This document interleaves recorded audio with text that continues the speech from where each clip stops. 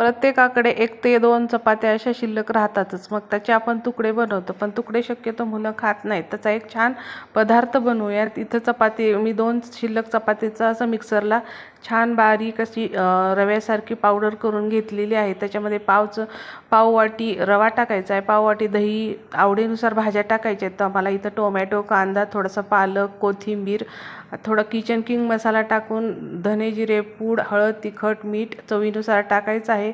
छान असं बॅटर तयार करून घ्यायचं आहे. चपाती असल्यामुळे थोडंसं पाणी जास्त लागतं आणि पाव चमचा सोडा खायचा वापरायचा.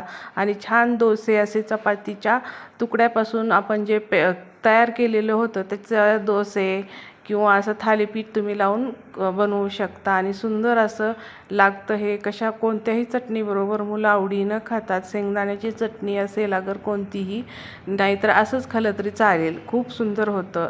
धन्यवाद.